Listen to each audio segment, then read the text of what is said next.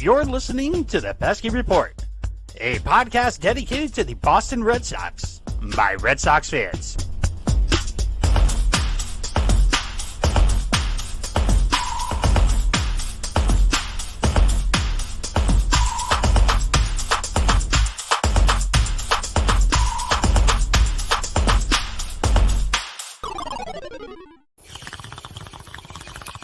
The Pesky Report is happy to announce that we will be sponsored by High and Happy Catering out of Springfield, Massachusetts. High and Happy Catering creates gourmet meals for small or large events with a twist. All of their meals are cannabis infused.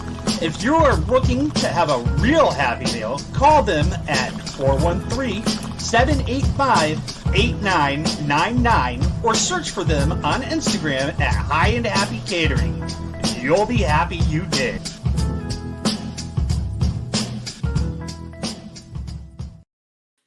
What's going on, everyone? Welcome back to another episode of the Pesky Report presented by Belly Up Sports. My name is Brad Chandler. This is episode number 95. We are 5 episodes away from our century mark. Oof. Can't believe it. It feels like it was just yesterday that the podcast was started. With me tonight, we actually got the killer bees tonight. We got the 3 Bs. We got Brad, we got Bailey, and we got Brady. Yeah. How are we doing tonight? Doing well. It's still afternoon for you. Yes. California. Yep. What temp are you at right now out there? Today is like 60. Oh God. It was lovely. It was like really nice in the sun. I was just walking around. I was like, oh, I love this. The sun? Yeah, I know, right? It's Yeah, been dreary here though, so it was nice to see the sun. Like the last week, it was dreary. I was like, I didn't sign up for that. I didn't sign up for dreary. Oh. How much snow did you get, Brady? Got about 8 inches, but then geez. it rained on top of it, so it kind of like collapsed down. But then yeah. it froze on top, so that was a nightmare. Oh God. My hose inside my garage has been frozen for like 5 days because it's fucking cold, and it's just I hate it. You're like, nope. It's just done. I hate driving in this crap, honestly. Yeah, that's the worst. Well, I need tires. Yeah, That's tough. When I was back home, it like had iced over. It was Christmas Day, and my mom and I were like supposed to go to the movies. We got like 2 feet off my street. I like applied the brakes lightly, and then I smashed into like a guardrail. And I was like, you know what? We're not going to the movies today. I was just like, nope, we're not. Good choice, Bailey. I think you made a good choice. Yeah. I hate driving, and if it's snowing. It's not me that I'm worried about. It's the other people. Yeah. So I was driving my car. I was driving to work a couple weeks ago, and I got stuck. I got stuck on a hill. Like my car wouldn't go, and I was just like, okay, well, so I parked my car. I parked my car at a gas station. I asked them. I was like, do you mind if I leave my car here for the day, and I'll come back and get it? And I left my car there, and I had one of my coworkers pick me up, and yeah, that sucked. That's like the scariest thing to me is like, it's not even the scariest thing. It's like an anxiety thing. It's like, oh, I can't get up this hill. I'm not going to be. And then like you start like going back and forth, and you just can't get up there. And it's like, oh, well, now I'm like 3/4 of the way to work. I can't just turn around and go back home. Yeah. I might as well wait for my coworker. So, but we're not here to talk about the weather, even though I'm kind of jelly of the weather out in Cali right now. I do love it. So we are going to be talking about the four games of the ALCS, which were the best games probably for the postseason for the Red Sox in 2004. It's games 4 through 7 in the ALCS against the Yankees. There's nothing better than watching the Yankees basically cry. I was just watching a little bit of highlights from that game or from those games, and just seeing A-Rod like basically like look like he's about to cry because he didn't his win. face. Oh yeah, it was amazing. It was amazing. So, what were some of your favorite parts of the 2004 ALCS, Bailey? Oh man. Well, I mean, I think like the biggest event is probably that steal, which wouldn't have happened without the walk from Millar. So thank you, Kevin, for that walk. But it just like played out so well because we knew that Dave Roberts he's pretty much only on the roster for his speed. He wasn't even on the World Series roster at all, which was interesting. So they come in and like they say, like the whole world knows that he's trying to steal second base, Right. and he does it, and it's like inches. It is like, you could say what you want about Joe West. Like Joe West got that call right. Like this was well before we had replay, and even replay will show you like it's fingers, but he's in there, so it's like 100% legit. I was watching that just before we came on, and I was thinking the same thing. I was like, that's a lot. That's not as close as I thought it was. Yeah, no, he's definitely in there. Like he's definitely safe. But still, you're like, what was close was like the few times that Mariano had thrown to first. Like he almost got picked off like at first. And there's even like the moment where he's like, they like zoom in on Roberts, and Roberts is like, whoa. Like, he was like, that was close. So yeah, I feel like those moments were closer than, his actual steal of second. So yeah, and then just Ortiz going off, the grand slam in game 7 from Damon, like everything, especially game 7, just went so much in the Red Sox favor. So those are some of like the big moments that I remember. Brady? Honestly, I just feel blessed and then some to have been there, to have been such a diehard Red Sox fan in the middle of it, living in New York, dealing with 2003 prior to. I'm not saying I had it worse than other people, but I definitely had it as bad as anyone, because people may have coworkers, Yankee fans. I don't have any other Red Sox local friends. Everyone that I interact with is a Yankee fan. And so and that's why you're on this podcast. Yeah. Down 3 games to none. I think my favorite memory of it all really was driving in to game 4. My father and I were listening to the local radio there, EEI, and they had a psychologist talking to people who were very depressed about the Red Sox. And my dad and I were chuckling because I get it. I was every fan, like, it's just a game. It's not really, whatever, but like fucking miserable. And as you're walking into Fenway Park, we sat in right field, just a few feet from the Yankee bullpen. So pretty close to where Big Papi hits the walk-off, actually. Oh, cool. And as we're there, Derek Lowe is walking out, and it was quiet in Fenway, quiet. And as Lowe comes out to warm up, all of a sudden it fucking changes. The chant of D-Lo got so loud. My dad tapped me and goes, "You think the Sox are up 3 games to none?" They like, when it got real, D-Lo was trying to talk to Tech as they're warming up. He couldn't hear him until he tipped his cap. And then it was like, all right, he's acknowledging. And the crowd was fucking electric from as soon as he Lowe walked out. So the whole doom and gloom shit, it seemed like everybody said, fuck it. We're either going to die together or we're going to see some crazy shit come back.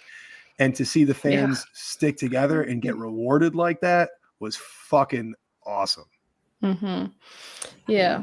I remember watching game 4, and I was just like, oh my God, are they going to come back? And I'm like, no, it's not going to happen. Then game 5 happened. And I was just like, you're still like, really? Yeah. Is it really going to happen? And I didn't know the whole Kevin Millar thing where he was like, don't let us win. I didn't know that until after the World Series. Wait, we don't know what happened in the World Series yet. No, but I didn't know about it until I think it was 4 nights, or was it 4 nights in October? Yeah. Yeah.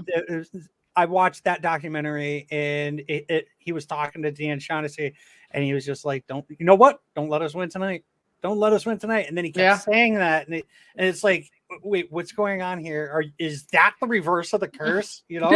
Is Millar actually reversing the curse by saying, don't let us win tonight? His optimism. Yeah. And I have to say, like, Roberts was awesome.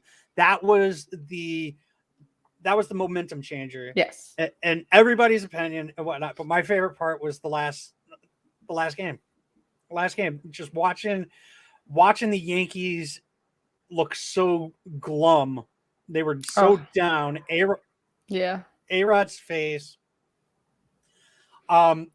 Another play that I absolutely loved was when A-Rod smacked the ball out of Bronson Arroyo's hand. And then he's like, what do you mean? I run like that. You run like an asshole. That's what you're admitting. You're like, I run like this. They told Jeter to get back to second and whatnot, and Jeter's like, well, what happened? Well, Jeter tried to play it off well, being like, like I can't. No, back. You're back. Yeah, it was absolutely hilarious. I don't think I ever screamed at a TV more or louder on that, because I was with my dad, and when we saw this slap ball, he was like, "This is how it fucking goes every time. The fucking cheat." But he was going and whatever, and all of a sudden, they get it right. They got everything right in that series. Like there was a lot of things different. You know, it was just, it was to watch it unfold in real time, to be there, to feel the electricity, and just to see a star in David Ortiz, really his resume being created right in front of the whole world to see, was so cool. And I actually do feel bad for younger Red Sox fans, because I don't think if you really lived 04, if you didn't eat, sleep, and breathe the 2004 Red Sox, it can't get better. It can be great, but it can't get better. And I just feel totally fortunate to have been there for it, and to have, I remember it vividly, and some of the best days of my life, to tell you the truth. Yeah, no, that's so true. Because like we live in a time where our team has won 4 championships in our lifetime, in my lifetime. But if you go back to my entire lifetime, the Yankees have only won 1 more championship than the Red Sox have. And like they're the big bad Yankees. They're the 26 rings in 1 pocket watch. You know, like they're like, you know, that's great, Bailey. Yeah. Yep. And so you know, you have that. The thing is where it's like, you're not better than us. And like, to me, 09 was fluky as shit. I don't care what people say. And I hate that 09 happened, because it allowed A-Rod to actually win in pinstripes. It would just be so great if, you know, we win 2 championships in the time that he probably should have been with the Red Sox, you know, because of that trade that was supposed to have fallen through. It just would have made it greater if he didn't actually win. But yeah, we live in a time where we've won 4, but some of those people, like you say, don't understand what it was like to live through 2004. And I'm very thankful that I'm one that gets to vividly remember it, you know? Oh, funny thing. So my nephew, he's 11 years old, and he's, you know, my brother's a diehard Yankee fan. So my nephew's a diehard Yankee fan. And I ended up going to the Baseball Hall of Fame up in Cooperstown. And my nephew is like looking at, you know, I don't know if you've ever been to Cooperstown. Oh yeah, I just went to. They have the display of all the pocket watches, and which I think that's funny that you said that. They have the pocket watches, which it was before they got rings, and then they have the rings as well. And my nephew goes, who was also born in 2010, he goes, "Hey, Uncle Brad, why do the Yankees have more rings than the Red Sox?" I was like, you know, the Yankees might have more rings than the Red Sox, but you'll never see a Yankee ring. And my nephew and I, we get vicious with each other when it comes to baseball. And I'm sorry, you're going to throw shots. You're going to get shots back. I don't care if you're 10. I don't care if you're 9. I don't care if you're 80. I don't care if you're 30. You're getting shots back. So he did not like that, and he walked away. That's so true, though. Especially you're born in 2010. You've never experienced the Yankee World Series. I mean, it is what it is. It's not even that. You haven't experienced the Yankees going to the World Series. World Series. That is also very true. You know, think about it too. You know, 2018 and now 2021, you get a chance to face the Sox in the playoffs, but you just keep failing at that. Yeah. And like, you know, the truth is they haven't played many playoff series just because of the nature of the way that, you know, postseason was set up. Mm-hmm. They haven't had a lot of opportunities, but the Red Sox have pretty much kicked ass since Game 4 against the New York Yankees in postseason play I mean, we could do the math real quick. I think they only lost one game to the Yankees in 2018, and that was a best of 5. So they won. They're 8-1 against the Yankees in the last 9 postseason games. That's fucking dominance. And I listen. When I was a little kid, if you would have told me that the tables were going to turn this way, no way. Oh yeah. That's all Play right, it on your fucker. boombox there. Yep. Bring everybody out. Bring Aaron Boone, Bucky. Bring them all the fuck out because that's all old shit. And this is Boone won a World Series since when he was a player. No, because he left because the reason they got A-Rod in 04 is because Boone got hurt like playing pickup basketball. Yeah. Yep, so I don't think, and I think he was only there in 2003. I don't think so. I don't think he was there before so I don't think he's ever won a championship at all, but let alone like with the Yankees. Let me just double check that.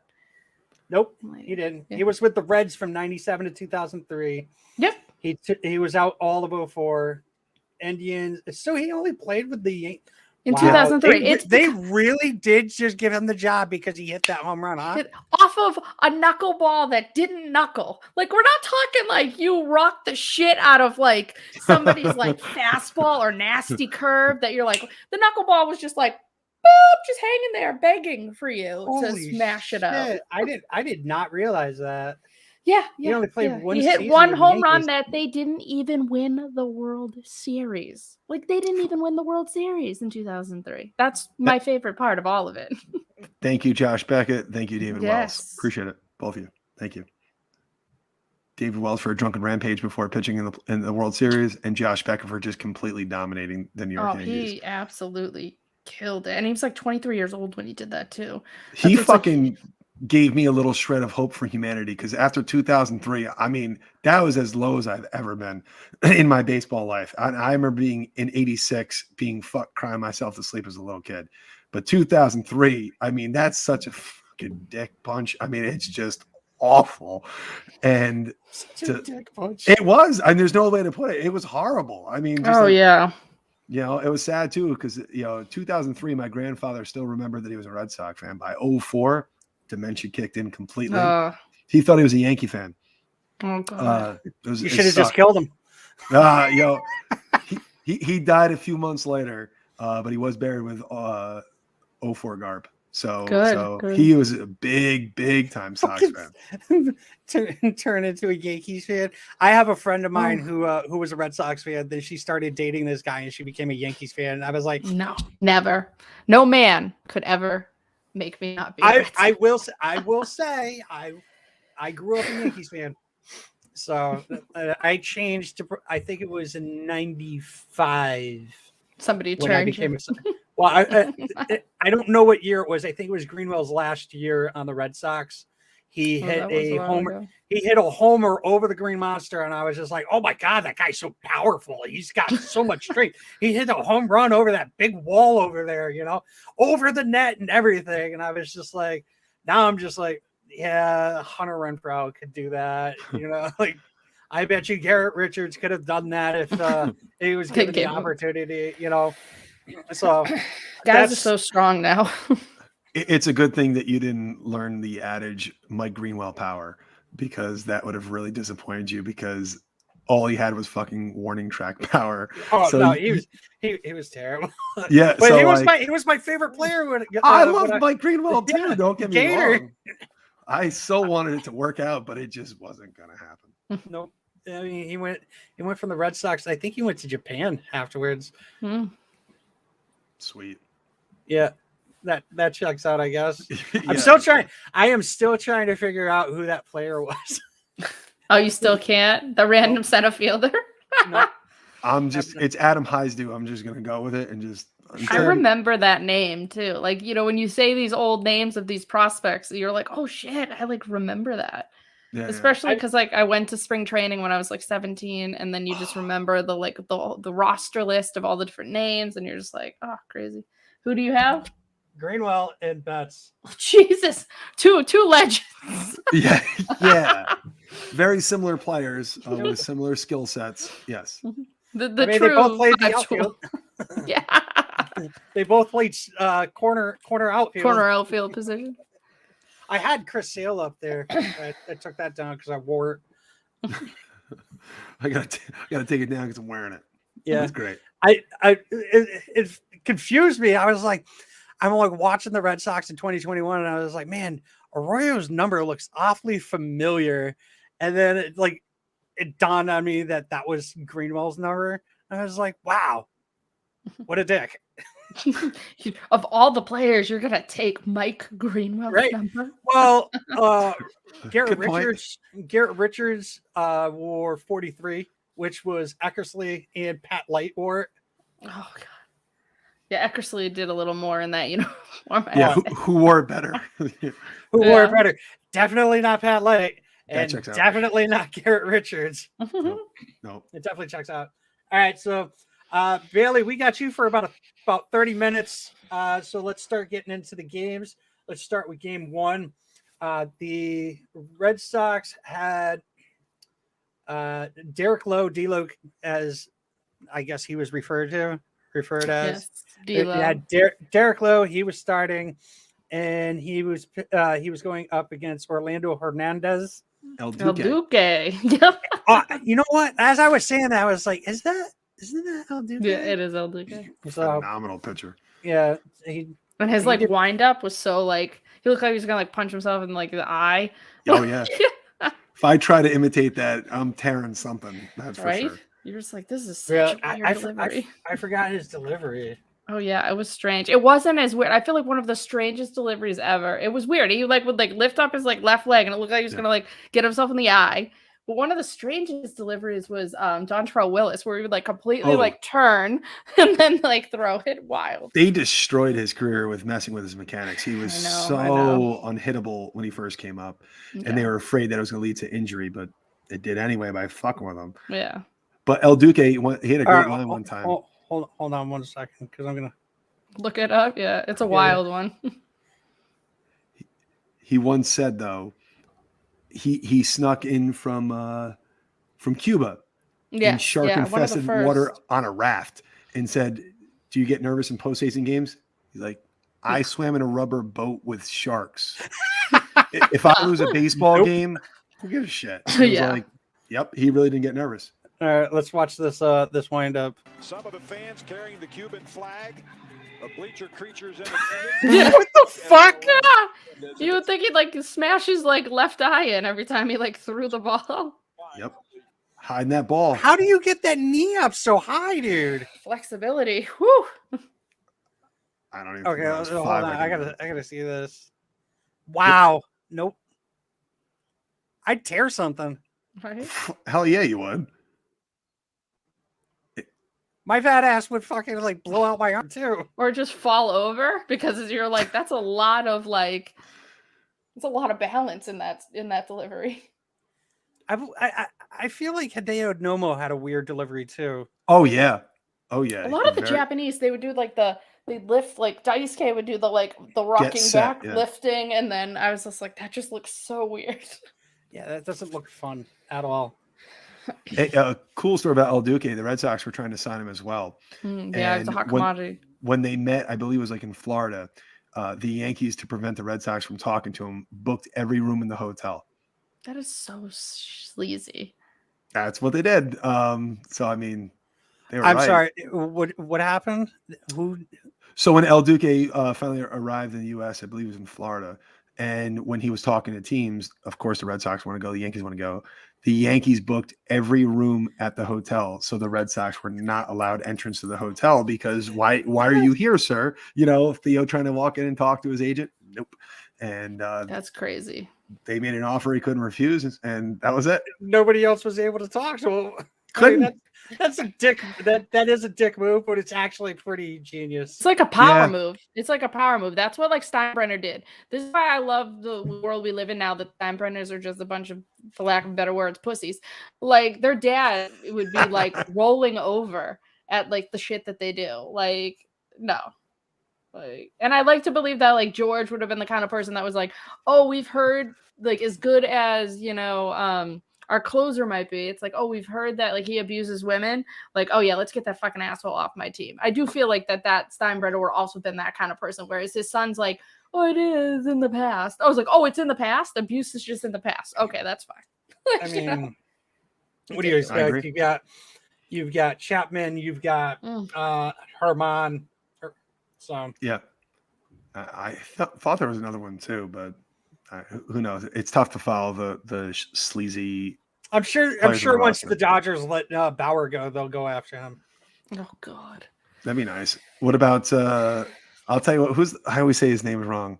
Who's the super bald guy who's way younger than he looks? What's his name? From Texas. Oh, he was on the Rugi. Odor. He looks like he's got a sketchy He's past, younger than right? I am.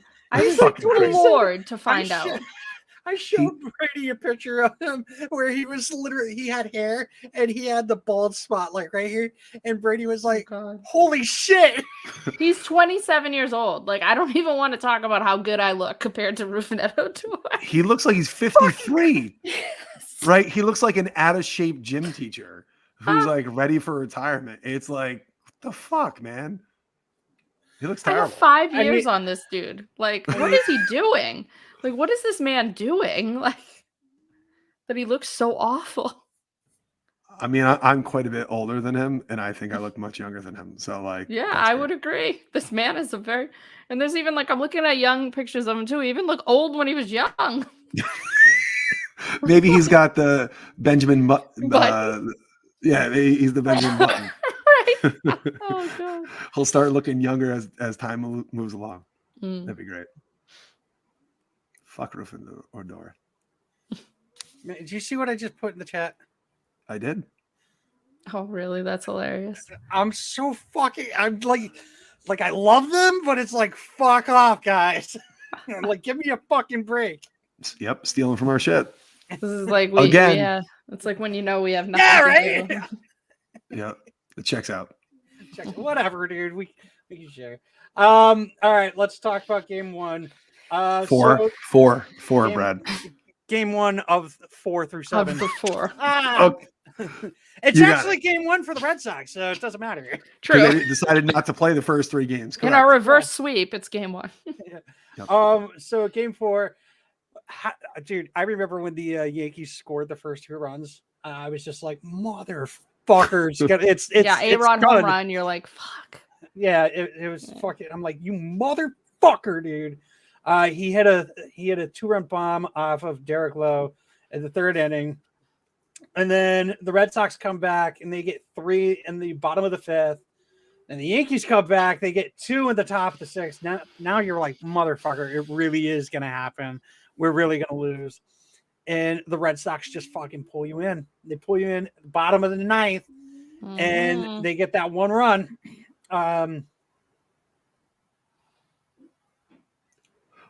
That was Poppy got a big hit early in the game in the 5th inning with 2 out. He got a big bases loaded, knocked in 2 runs. So Poppy, even prior to later in the game, got a huge clutch with 2 out hit. Those are killers in the postseason.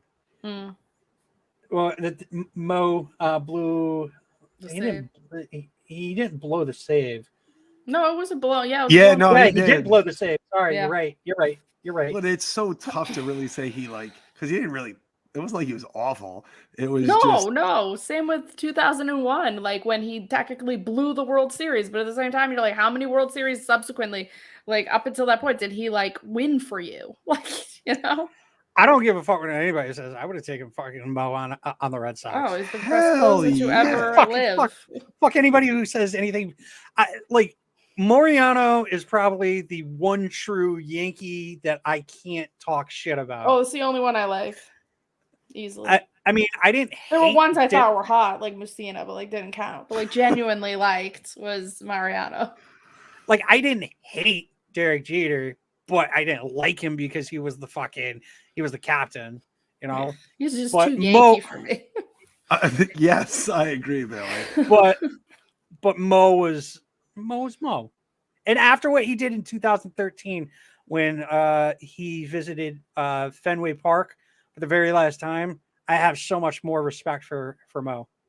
Or what he did, like when we getting our rings in 2004, and he comes out to a standing ovation, and he like took it in stride. I was like, this is a different person. Like, I was there for that, and that was fucking amazing. That was electric. So I was at his last appearance at Fenway in 2013, and I had a sign, and I was like, "Thank you, Mo, 2004," and then on the back of it says, "A-Rod sits to pee." Brad, we were at the same game. We could have. You were at the 2013 last. So you know what he did before he left, right? Right. Refresh So my he memory signed the bullpen wall that said the last to wear 42. Oh, that's cool. Like, thank you. Yeah, my father used to always love to buy the last game of the regular season, always hoping for like if there was a tie or something like that. Most of the times it didn't mean anything. So but we got lucky. We saw Jeter's last game. We saw Mo's last game. So we saw some cool stuff. But it's funny that you were there. Yeah, and ever since I think it was 2015, I started buying the last games. For the Red Sox as well, and most of them were the Orioles for some reason. Oh yeah, those Oriole games. What a grind. Yep. All right, let's keep going. So Poppy ends up hitting the walk-off in the bottom of the 12th. He hits it off Quantrill. That name looks so familiar, and I remember now I know his why. Son, yeah. Cal. His son Cal from the Indians. Mm-hmm. So, and Keith Folk in this game pitches, I believe it's 2 2/3, and it's an important thing to note because he throws as a closer 100 pitches in a 40-hour period. That's wild. Yeah, he doesn't get near the respect, because the problem is there's so many great legends from this series, but Keith Folk, he fucking delivered, man. Oh yeah, they don't win. I mean, that's what I really liked about 2004. Yes, we can talk about Big Poppy, but like so many other people contributed to winning that. That was like such a full team effort in delivering that championship. Definitely was. I mean, they used like basically everybody in every game. So like game 2, let's just talk about how many pitchers they used. 1, 2, 3, 4, 5, 6, 7. Game 2, game 5. And you had Pedro, he went 6. Timlin went 1 2/3. Keith Folk went 1 1/3. He threw 72 pitches between games 5 and 4. Yeah, was it 4 or 5? Sorry. And keep in mind, game 4 ends at like fucking 2:00 in the morning. Game 5 starts at 4:00 in the afternoon. The game started at 5:11. Holy shit. So he's making 2 appearances in less than 24 hours. Actually, hold on one second. That's crazy. They don't do that anymore. Like nobody, even in the playoffs, I feel like they're not going to be doing anything like that. Like I mean, maybe so some people get close to that, but no, not really like that level. Game 4 started at 8:20. It was a 5-hour and 2-minute game. So that was at 1 a.m. It was so fucking cold. It was so fucking cold. Yeah, October's no joke. Yeah, they don't say what degree it was. I don't remember what it was, but I know as it got late, it got colder and colder. That's what I can tell you. Start time was 54. Yeah. Well, it's in the 30s by the time the game's right. Yeah. All right. So in game 5, that game started at 5:11. That game was 5 hours, almost 6 hours long. That went 14 fucking innings, and the Red Sox ended up winning 5-4. Red Sox started out pretty hot. They got two runs in the first. And the Yankees started scoring in the second, scored 3 in the 6th. Red Sox came back, scored 2 in the 8th, tied it up. No, it was scoreless up until the 14th inning, the bottom of the 14th inning. And yeah. So you were at that game too, huh? I was. I'm pretty sure, if memory serves, Journey appeared on the right field rooftop and played Don't Stop Believin' at some point in time. I'm 99.9% positive. That's crazy. How drunk were you? No, not at all. No way. No. I Diet Coke strong, baby. That's it. I had to be zoned in. And I'm almost positive Neil Diamond sang Sweet Caroline. And He did at some point. My Yeah. mother loves Neil Diamond. So like she was so, because my parents went too, and so did my wife, but we didn't have four together. We were like, my parents were behind. Oh, different places. Yeah, my parents are behind home plate, and we're somewhere way off first base. And my dad, we'd keep calling, like, oh, that game was fucking nuts. I mean, that had so many opportunities in that game where, I mean, Tony Clark comes in. You said it last time, Brad. John Olerud got hurt. Tony Clark has to come in and play because of Olerud's injury. And in the ninth inning, Tony Clark hits a ball that gets right past Trot Nixon and is going to score, 2 runs. Or excuse me, a run, take the lead, but it's a ground. It just barely scrapes over the wall for a ground rule double. And I remember sitting there, my father's, he's calling me, he goes, we never get that bounce, like ever. Fucking Tim Wakefield threw 3 pass balls in 1 inning. 3, because Veritek never would catch him. Never. But he had to. We watched 3 pass balls, and he had no run scored against them. How the fuck do you do that in 1 inning? It's kind of impressive.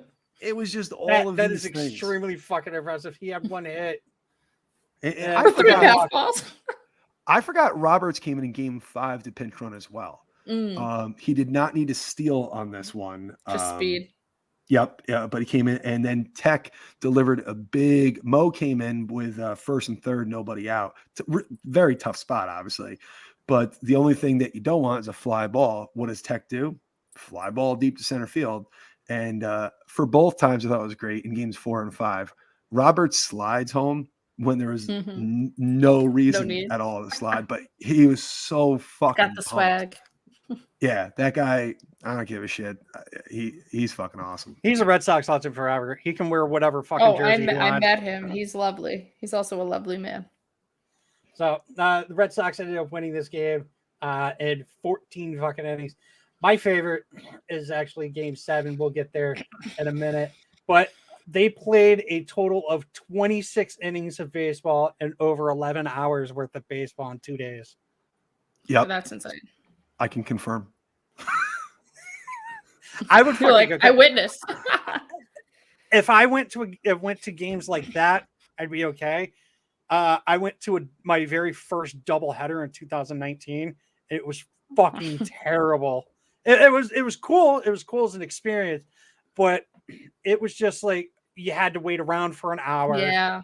And it's being like, I went with my father, which wasn't the problem. It was, we leave at like 9 o'clock in the morning. We get there at like 11:30. The game starts at like 12, whatever. The first game ends around like 3:30, 4 o'clock. You leave, you go get something to eat or whatever. You come back. The next game starts around like 6 or 7 o'clock. And then that game doesn't end until like 11 o'clock. And then you don't get home until, because we live like 2 hours away from Fenway. And it's about, so now you got like an almost 2-hour drive home. So by the time we got home, it was after midnight. It's a full day event. It's not that I wouldn't do it again. It's just that was just way too much. And I wouldn't do. I did do a 7-inning doubleheader last year. I went to go see the Mets, and I watched most of the second game. I watched all of the first game and watched most of the second. So that wasn't nearly as bad, but 7 innings isn't a baseball game in my opinion. No, I don't. I didn't like the 7-inning doubleheader, so I hope that those aren't on the books for. I know I'm probably in like the very small minority. I thought they were cool. Like, like they were for what they were. But when you spend, say, like $300 on a ticket and it's a single game and you're like, yes, I got a ticket for the Green Monster. I'm going to watch 9 innings up here. And then it gets rained out and it's the very next day. And then you only get 7 innings. I get that. No. You feel like you got ripped off. That's a phenomenal point. That's from the fan perspective. Yeah, absolutely. Like I dealt with the 7 innings way easier than I did with that Ghost Runner. I wasn't a fan of the Ghost Runner. They're not going to bring that back. They better not bring that back. I love that too. Oh, I just like, I understand there's like more strategy in it, and it does save your pen, but I'm like, oh. It's okay, Brady. You're wrong.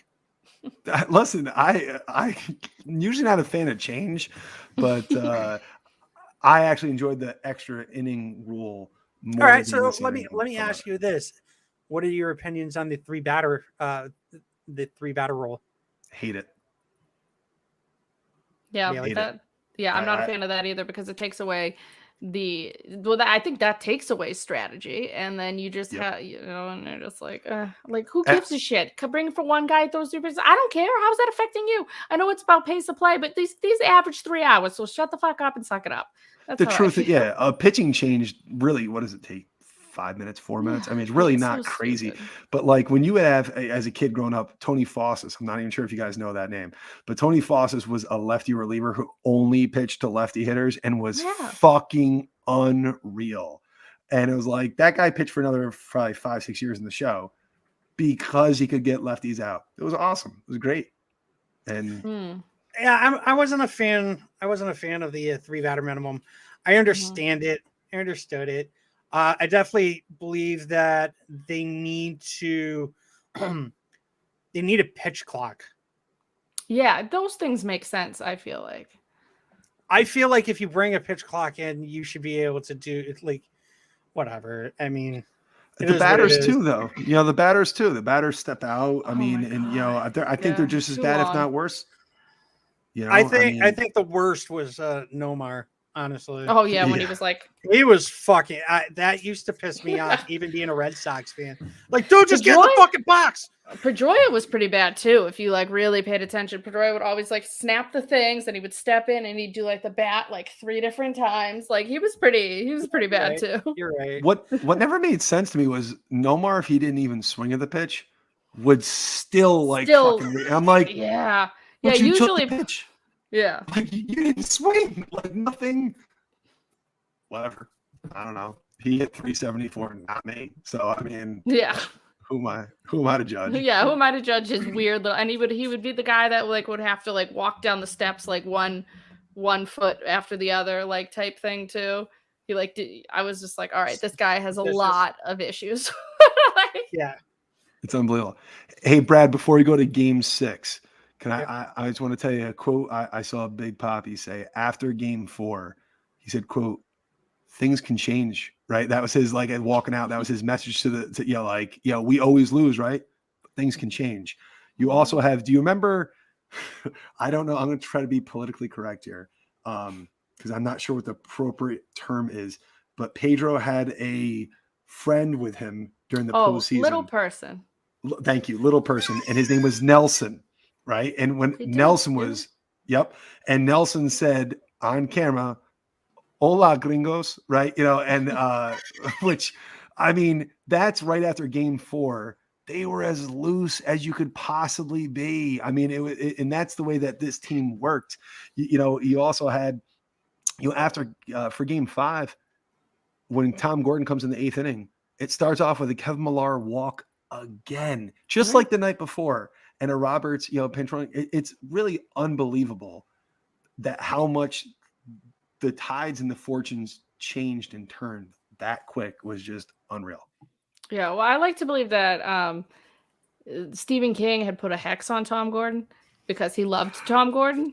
Like, I did too. Book, like there's the whole book, the girl who loved Tom Gordon. So I like to believe that, like, when you put on pinstripes, somebody like eerie, like Stephen King is gonna like put a hex or something on Tom Gordon. That's like, oh, you're not gonna get the best of the Red Sox, Tom.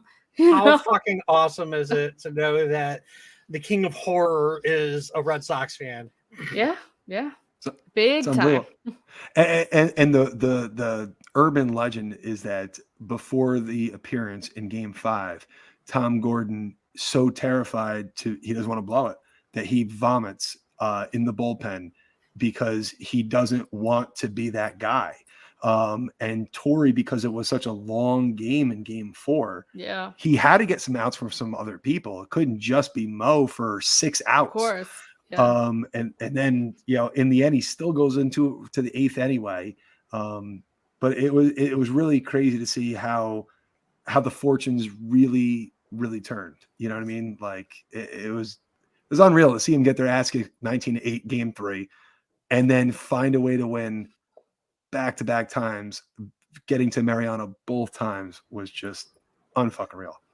I want to say something because I believe we talked. I think I was talking to you about it one time, Pretty, about like Bill Belichick and how like he never looks happy and whatnot. And so Joe Torre kind of has that same like frown or whatever. He always looks upset. He always looks mad. Like here's the occasional, that one where he's like, he looks like he's happy. But then he looks scary as shit when he's smiling. There like that's scarier. That's a good point. This one right here, that looks like he's getting. Never mind, I'm not going to go there. But this one's weird. Yeah, when he smiles, it's like when Wednesday Addams smiles in the Addams Family. Everybody's like, like it's scarier than when you're not smiling. That's the Joe Torre I know. That kind of like melancholy. Like yeah, I did it. Yep. Yep. Yeah, he always looks up. During the ALCS, though, he just looked so pissed off, and it wasn't even. It was like 1 through 3 as well. Games 1 through 3, he looked so upset, and then games 4 through 7, he had every reason to be upset. Yeah. Is Torre still in charge of the umpires? Is that still? I know he was, which always seems stupid to me because shouldn't an umpire be an umpire, right? Yeah. Right.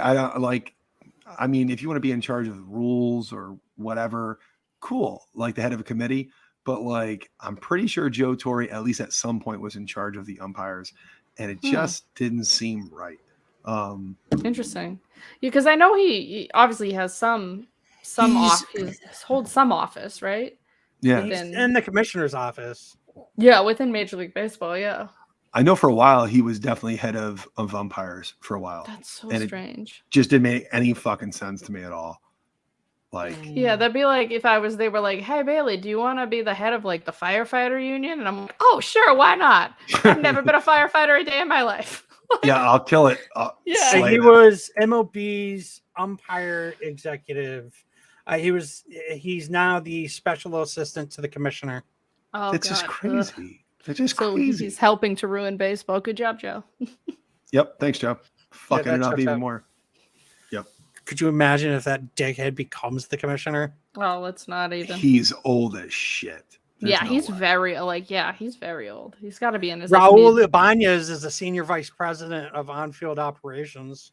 Is he? What does everyone have to be a Yankee to hold some kind of position like that? What the fuck?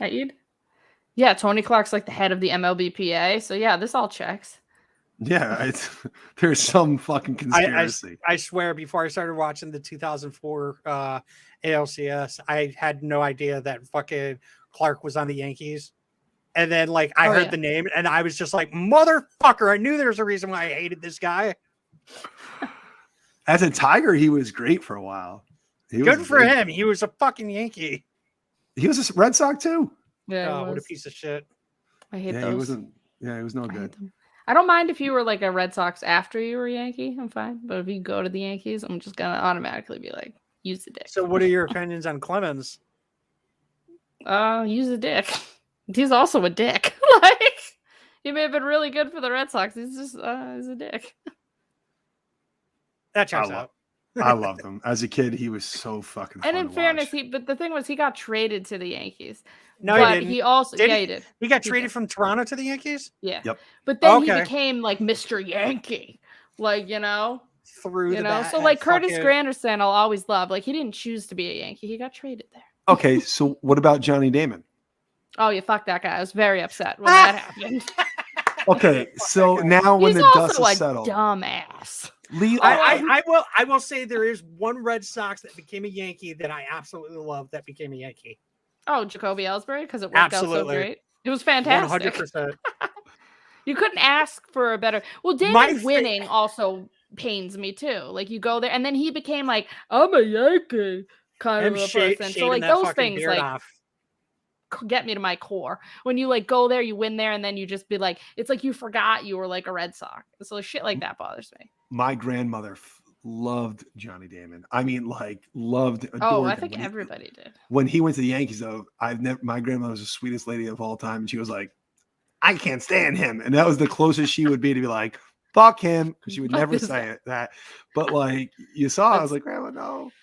It hurt. Yeah, no, It hurt. he's definitely valuable to what we achieved. But then there was just so many things that like coming out and saying I could never be a Yankee. And then when they throw the most money at you, you go to the Yankees. Then you win in freaking 2009 with the Yankees. And then you become Mr. like poster boy for the Yankees. Like those things like get me to my core. Jacoby Ellsbury, his glory days are all Boston, and he knows it. Yep. So My he just favorite took the thing Yankees was for a ride. he came, I believe, was the Dustin Pedroia retirement thing. Wasn't that during a Yankees game? Yes, I think so. Yeah. So And when he was fucking still- Ellsbury comes out wearing a Red Sox jersey, and he's just like, hey. And I was think just like, technically he was supposed to have been under contract with the Yankees in 2001? Yeah, I think he was. I was thinking the same thing. I mean, in 2021, yeah, I think he was. I don't think it was, because I believe when he Did it end in 2020? No, I I'm believe looking it up. they voided the contract. Yeah, they voided because- it, but was he still technically supposed to have been? I I think don't so. think they were successful at voiding that contract. I think that it's They still kind of under litigation. Yeah, trying But to figure technically, out. yes, he was signed through 21. That So is even better. He was wearing the jersey of the opposing team while he's still under the umbrella of being signed by the New York Yankees. Yeah, which is it great. is the best. That is best case scenario for like the Yankees being like, that's like Charrington at his finest, being like, oh, we got the best out of this guy. Enjoy the overpayment. We'll just go and win a World Series, like Yeah. in 2018. when he went- you he did the duck boats and everything. I went to the duck boats that year. I went to that parade. Swear to God, I'll never go to another one. I've been to 2. That was the craziest thing I've ever done. Was going to the parade. You know, the one player also I can think of that wore a different jersey while he signed, Derek Lowe in 2005 comes for the ring ceremony of 04. Yeah. And he comes out, although he's a Dodger, in a Red Sox jersey. Fucking right. place went bananas. Yeah, and he was Really? fully a Dodger. Oh yeah, like yep, he was an active participating member of the Dodgers, and the Dodgers were cool as hell to be like, go ahead. Yeah, you Go can ahead. do that. Yeah. And that's And cool. then he came out and he pitched and he fucking blew us out. Which is okay. Listen, it's okay, Derek. You did what he had to do. He did his job. All right, let's move on to game 6. The Red Sox ended up winning the game 4-2. This was a 9-inning game. The game started at 8:19. That was first pitch. The Red Sox score 4 in the top of the 4th, and the Yankees score 1 in the bottom of the 7th and the bottom of the 8th. I keep forgetting about Pokey Reese, and I was watching the highlights right before we started recording, and I saw the play where Pokey was at second and he throws it off to first, and ball to Reese, and Red Sox win and whatnot. But yeah, so this was the bloody sock game as well. Yes, it was. And it was Schilling versus Lieber, whatever you want to call him. I think it's Lieber. Lieber. Yeah. Yeah. So yeah, Schilling go 7 innings. On would an not- ankle that doesn't work. Yeah, on an ankle that was literally. It was literally seconds from snapping. He allowed they- 4 hits and He 1 struck out earned 4. run in a game that was a 3-run lead in Yankee Stadium is not safe by any means, right? Right. And the bullpen is gassed, right? Keep in mind, extra innings, game 4, game 5, they got nothing down there in the pen. So And he goes doesn't. 7. He just said, fuck it. Right. I mean, like, and that for me hurts because a lot of Red Sox fans I know today are just like, fuck Schilling because it was politics and this, that, and the other. There's no 0-4 without Kurt Schilling, right? Nope. Like, of course, there's no 0-4 without Big Papi. Yes, of course. But what he did in that game is the fact that he has not been invited back by ownership, in my opinion, is beyond disgusting, right? Like there should be a lot of what he statue. says is beyond disgusting. It doesn't. There's a lot of people that say things all the time, but if you're on one side of politics, then it's okay. No, but it's Whatever go he beyond says, politics with him. It's not even politics with him. That's just my opinion. It's abhorrent behavior, in my opinion. Oh, that's fine. I don't care about politics. My thing is when he comes out, if you give him a microphone, then you're giving him a platform. If you want to come out, if you're introducing members of the 2004 Boston Red Sox, sorry, he's kind of one of the main people. They don't hand the microphone to anyone to ask their opinions about geopolitical issues. But if you want to come out there as a baseball player and get your hand for the contributions that you did in 2004, then he should be, if it's not the first one, right behind Big Papi, because what he did, in my opinion, over time, people that weren't there and watched it, he couldn't fucking pitch, right? Like he's bleeding from a procedure that was done that was only theoretical. Like they tried it on a cadaver before they did it on him to see if it would even fucking work. That's someone they talk about cowboy up. There's no other way to put it as a guy who just said like this, fuck it, I got it. Well, he also threw 99 pitches as well. He's economical. He threw 99 pitches. He threw 67 strikes. It's just it's the stuff of goddamn legend. It's not real. If it was a movie, you'd say this is ridiculous. Yeah, and they don't allow like them to do anything like if this happened now, they wouldn't allow that surgery, like the experimental surgery. They'd be like, no, you're not doing that. They don't. Right. Going 5 innings, we give them like a little clap, you know. And this is 7 innings with like his like Achilles hanging by like a thread, pretty much. I feel like. So he goes 7 innings. We get Bronson Arroyo comes in. He throws 1 inning, throws 23 pitches, not economical. And then Folk comes in and throws 28 pitches, and that's not economical either. It's like, fucking Christ, guys, you guys are hurting yourselves. But in fairness, Schilling gave up 1 run. It was an earned run. Arroyo gave up 1. He held it. And there was only 7 strikeouts. There was a total of 9 strikeouts the entire game between both teams. The Red Sox only struck out twice. That's insane. It's a rainy game, very, very bad for footing, especially with a pitcher with an injured ankle. And the Yankees inexplicably never bunted. And yes, Derek Jeter could bunt. That's crazy. Miguel Cairo could bunt. You know, they did have some players that could lay down a bunt. They never forced the issue. Yeah, and maybe that's like a little bit of class I'll give them.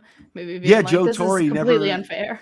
They've asked Joe Torre before. He's never really answered the question, just saying like we did the best we could, you know, whatever.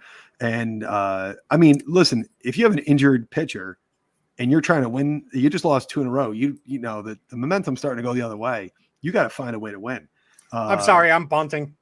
Yeah. If you can't field your position, then okay. Imagine if he suddenly was like great at fielding his position, even though he was hurt. It's just like, fuck you. I remember CC Sabathia got pissed off because I believe, who was it? Eduardo Nunez laid down a bunt against him, and he got pissed. He got pissed off at him, and Eduardo's like, "Fuck you!" Like, field your goddamn position, asshole. But think about this: on a night that you have an injured pitcher on a wet field, laying down a bunt, I mean, it would be a perfect play. And he did a few times go over to first and cover Millar to go in the hole. He covered, he hobbled, he got his way. I just, like I said, as a huge fan of the 04 team, really, it sucks that he's not given, as a baseball player in Boston, just a baseball player, the legend status. He should be up there with Big Papi for what he did. And then 07 was for a while. I think he was for a while. Well, for me, as a, like, you know, I don't know any of these guys personally, right? You know, so I don't know what they think or whatever, but at least whatever you see from Schilling, what you see is what you get, right? So you don't know. It's kind of like I always said, like, if you take out the aspect of, you know, and I don't even think it's not a politics for me. It's just other things that he said that I'm like, ooh. So if you just take away like what he has said, if Mike Mussina is in the Hall of Fame, Curt Schilling should be in the Hall of Fame. I mean, the only reason why this guy's, I mean, we're not going to get into this because we could probably just talk hours upon hours about Schilling and people being in the Hall of Fame. But in my opinion, there are assholes in the Hall of Fame, and there's assholes that are being voted in. Hall of Fame. So I mean, like, if we're gonna go and start being like, oh, they have to be really good guys, then okay, Schilling doesn't get in. But I think Schilling, for what he has done and contributed to baseball, especially not even just with the Red Sox. I mean, what he did in 2001 with the Diamondbacks, he was co-MVP of the World Series. Oh yeah. So I will all like, as a Red Sox fan, I will always be grateful and love Schilling for what he has contributed in 04 and in 07. Yeah. But I loved him before 04 because he was the one that knocked the Yankees out. And, you know, he was one of the reasons why the Yankees did not win in 2001. Oh, for sure.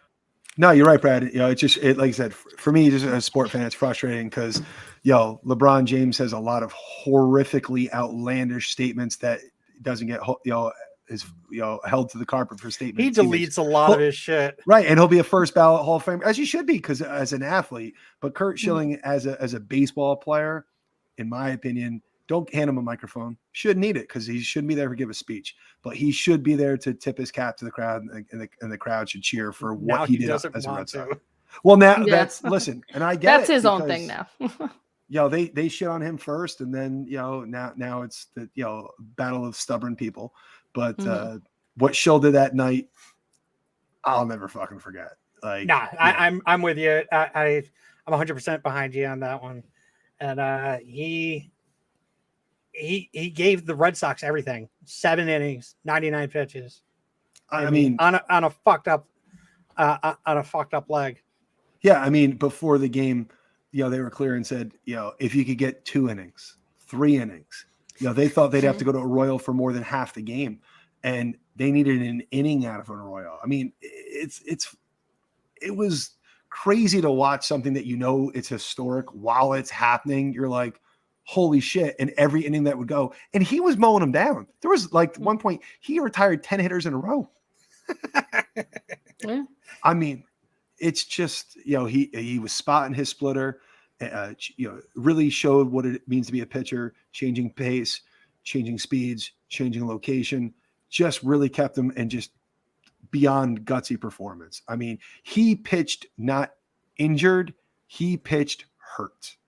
Oh yeah, you can't take that away from him ever. Like, for sure, you can't take Curt Schilling, the pitcher, away. No, I mean, he beat the Yankees fucking twice. I mean, really. And then in 07 as an old man, comes out later on and still pitches his ass off. He's unbelievable. All right, let's move on. Game 7. All right, I gotta head out, guys. All right, take it easy, Bailey. Have fun doing whatever it is that you're doing. I'm gonna go work out. Have fun. All right, bye, guys. Get your sweat on. Hey, Brad, can I tell you one thing real quick? A quote that Schilling said after the game. Oh, I knew you were going to say some Schilling thing now that Bailey was gone. Oh, no, I was going to be there with it. That's fine. Listen, I've been harassed my entire life as a Red Sox fan living in New York. And what he said was, and I quote, "I can think of nothing better than making 55,000 people from New York shut up." Oh, yeah. I remember that quote. And he was the guy, him and Poppy too, like that really felt like the two guys that said this, shut the fuck up, right? Because you got your Jeter, you got your Mariano, we got our Poppy, we got our Schilling. And you know what the truth is? You can't beat Curt Schilling. You beat him when he was really hurt game 1, but then they fucking sutured up his tendon. He's pitching down there in one fucking leg. Unreal. This is the Mark Bellhorn. Remember what you said earlier that everyone contributed to this roster? Right. Mark Bellhorn with an opposite field 3-run shot against John Lieber, a guy who was a ground ball pitcher, didn't let up a lot of home runs at all, and it was a solid pitcher. It was unbelievable. Charlie Steiner, the Yankee broadcaster, said after the game, if you remember when when A-Rod slaps the ball and they reverse the call correctly, fans start throwing stuff on the field, baseballs at the Red Sox players. They had to clear the field. And Charlie Steiner said Yankee fans should be ashamed of themselves. And it really felt like that was the night that the dynasty died, right then and there. If it wasn't 0-1, if it wasn't 0-3, I think, or the mystique of the Yankees will always beat the Red Sox. No, you won't. You're resorting to slapping a ball and cheating, and your fans are throwing things because they felt entitled, like they always win, except when they don't. Except when they don't. Yeah, pretty much. Pretty much. All right, let's go on to Game 7. Game 7, October 20th, 2004. I didn't think that we would have 7 games, and every time the Red Sox like cast it out, they'd reel you in, and then you think they'd fuck it up somehow. You're just like absolutely 100% thinking, oh, they're gonna fuck this up somehow. Well, the Red Sox basically said, nope, we're not fucking this up. The Red Sox come out. David Ortiz gets a two-run homer in the first. Then Damon gets a grand salami in the second. Oh yeah. And like by then I'm just like, all right, this game's fucking over. But knowing what I know now about like the Red Sox Yankees rivalry, there's no lead that's big enough. Oh no, and especially Damon starts off the game with a double, and I don't remember who the number 2 hitter is, but they get a base hit, and Damon tries to score from second. Mark Bellhorn. Thank you. Matsui quickly gathers the ball in left field and guns down Damon. And after the game, Francona said, quote, I thought, oh no, in that moment, like that's not, you had Big Papi coming up. You would have had 2 on, first and third, nobody out. And it was a big mistake to send Damon home. And it was a good play by Matsui, but when you got Papi coming up with nobody out, you let your big dog eat, right? But it was Johnny, then Bellhorn, then Manny, then Papi. So I mean, you had Manny and Papi coming up, and it would have been first and third, nobody out. Really a way to sound the crowd. When Matsui gunned Damon out at home, it was 100% like, uh-oh. Yeah, right. Are we going to let them settle in? Right. Oh, is that Jen? That's Jen calling the kids for dinner. So that checks out. Yeah, it sure does. Also, Brad, Derek Lowe's starting here on 2 days rest. Yeah, so Lowe pitches 6 innings. He throws 69 pitches through 6 innings. How economical is that? On 2 days rest. 3 days rest. We're like, wow, guys pitch on 3 days rest. 2. I watch baseball all the time, and I know you do too. When's the last postseason start you thought a guy goes, I'm going to start on 2 days rest? I don't know anybody, but the fact that Pedro comes out and throws an inning is fucking amazing.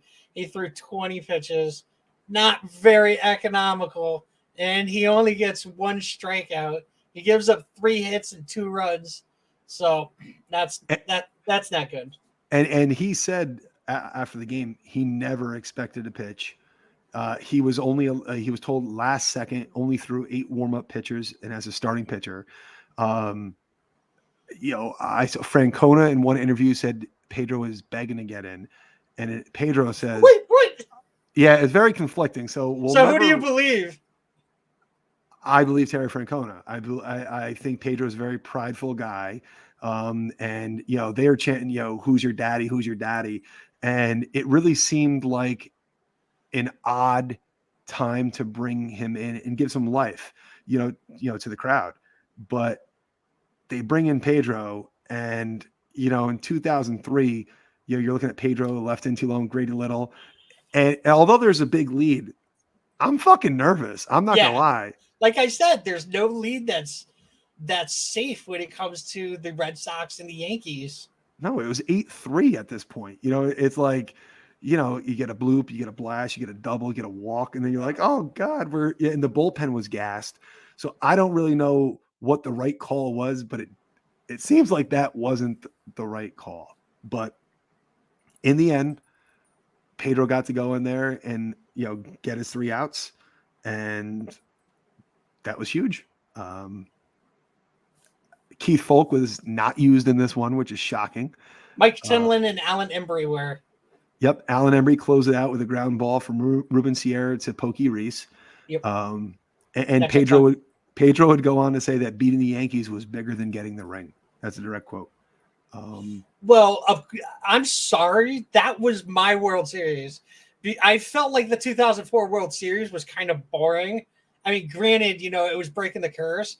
Yeah. Like when you go from being down 0-3 against the Yankees in the championship series, and then you come back and basically sweep them. Yeah. And then you sweep the Cardinals in the World Series. Yeah. I'm sorry. The ALCS was the World Series that year. There's no question about it. And to get hurt the way it did in 2003 and to come back in 2004 and be down 3-0 and to do something that no team in the history of baseball has ever done before, has ever done since. It's happened in hockey a few times. I don't know about basketball. I don't think so. But hockey has a few times. But this is it. It's the 04. But I'm sorry, but has it ever happened to your greatest rival? No. That one, the Boston Red Sox and that 25-man roster was put together so well of players who were just able to shrug things off and able to go. I mean, I think it was you, Brad, that said it earlier about Millar saying, don't let us win. Yep, you got Lowe going tonight. Don't let us win tonight. And then you got Petey, and then you got Big Chill. And in Game 7, anything can happen. And the truth is, at that point, Kevin Brown started for the Yankees. He punched his hand into a wall after the previous start and broke his hand. And later on, you'll find out that Kevin Brown pitched Game 7 with a broken hand, which is why I got freaking destroyed. Then Javier Vasquez, who was the big trade that the Yankees made, is supposed to be the next Pedro Martinez. He got his ass lit the fuck up.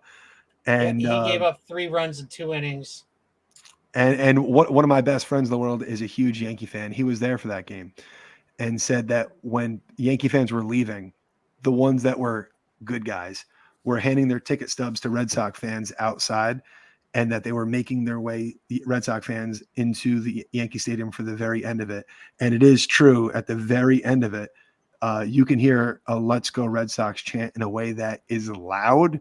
It's not a section, it's the stadium. And to go in there, and I mean, TC said after the game, this is stuff that legends are made of.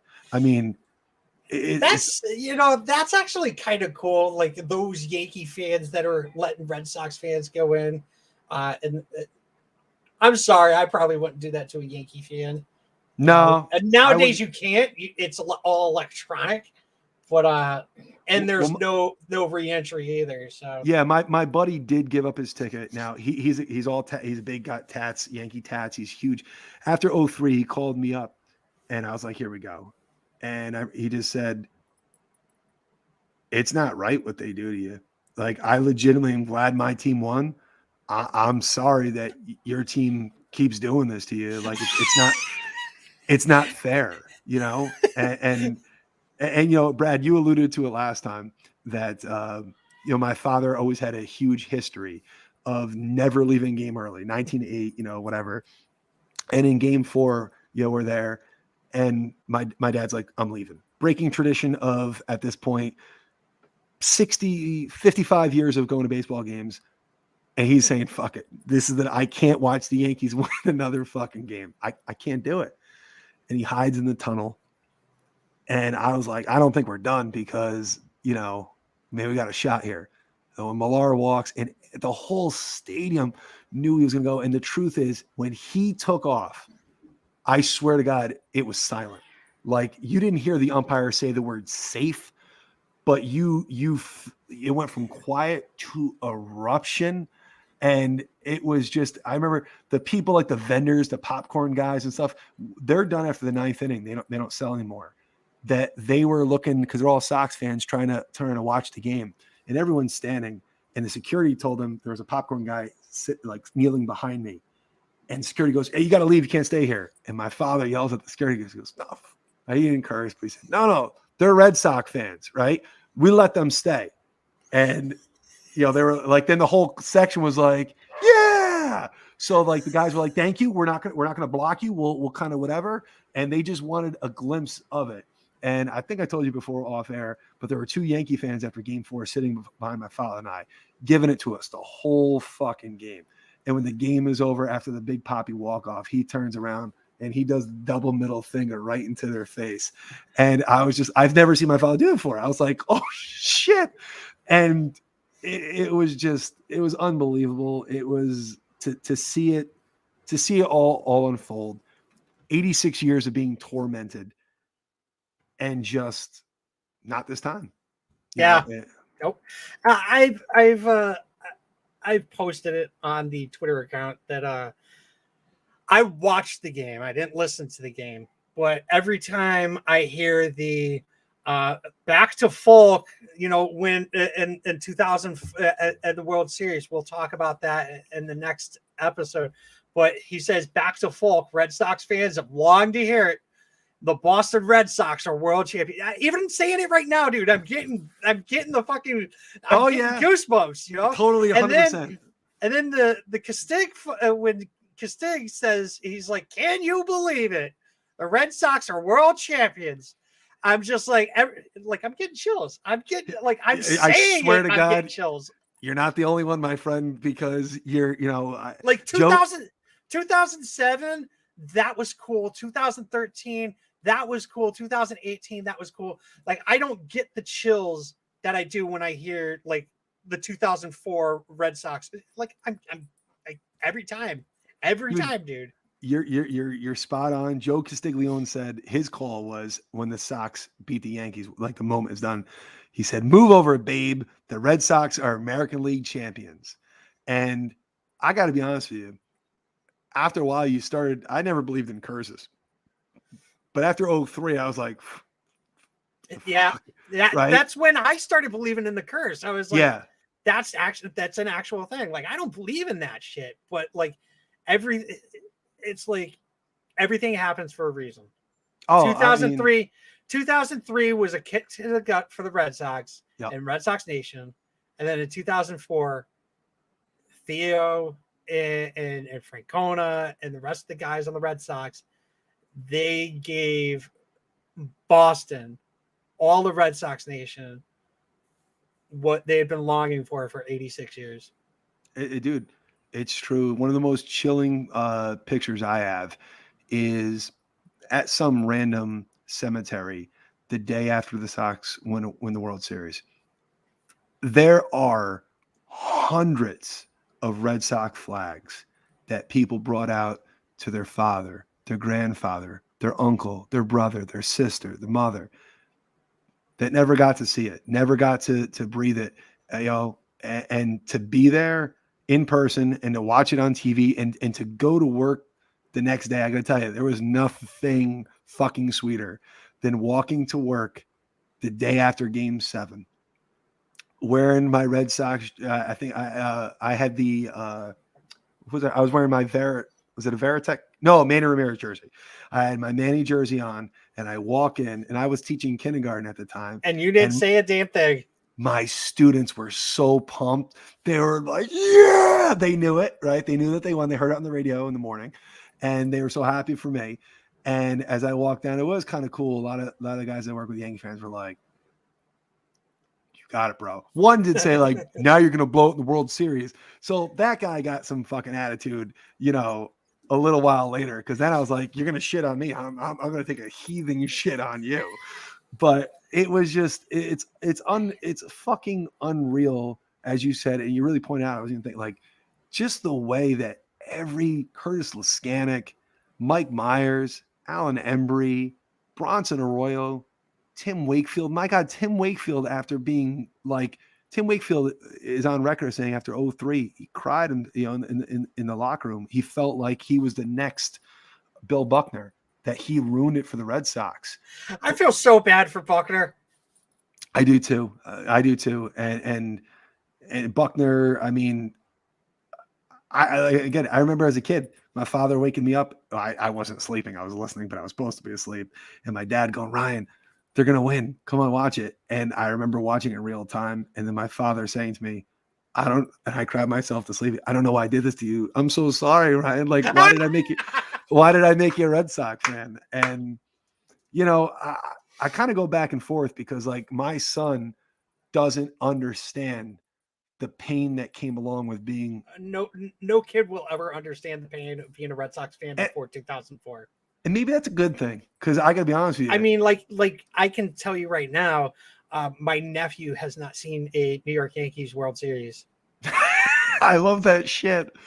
My son's never been alive for a Yankees World Series. Maybe it's the curse of Connor. How old is Connor? Connor's 10. So him and my nephew are right around the same age. So, yeah, that checks out.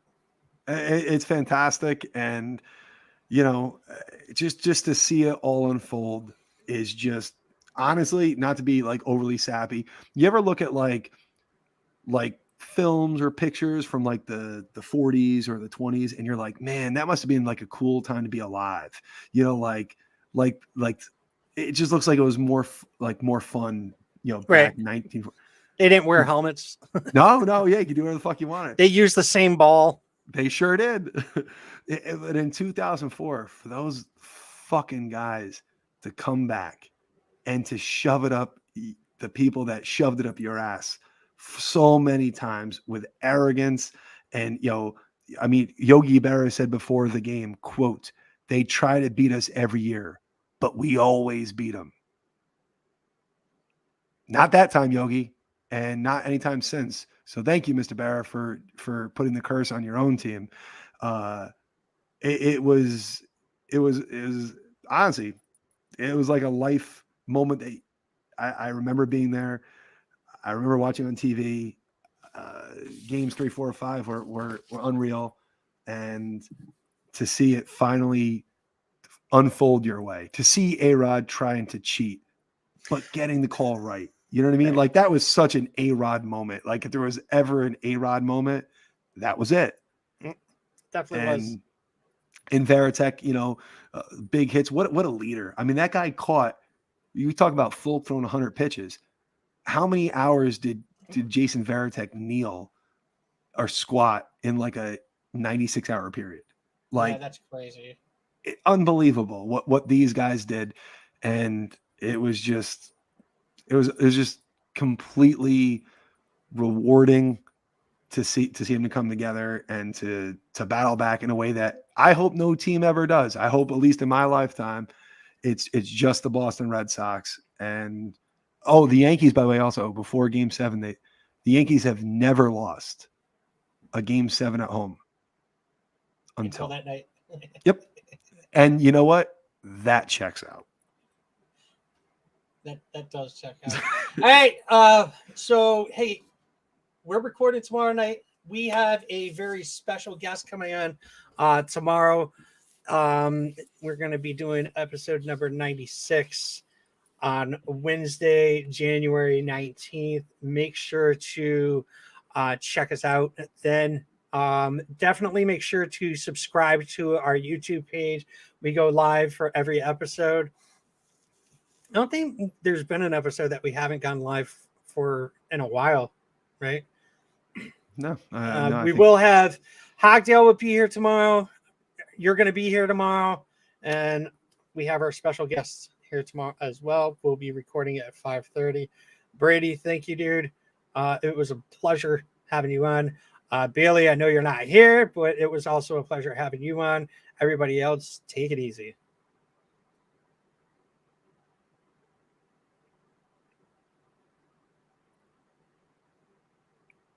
Pocket watches. Thank you for listening to the Pesky Report. Make sure to follow us on social media at Twitter, Instagram, and Facebook at Pesky Report. No matter what platform you're listening to us on, please make sure to leave us a review and a comment and let us know how we're doing. And don't forget to subscribe so you never miss an episode.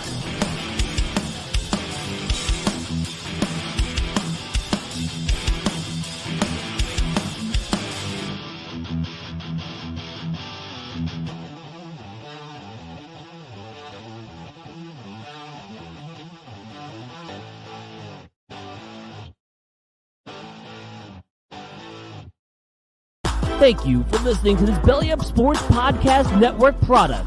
Some said we go belly up, so we made it our name. And we're still here.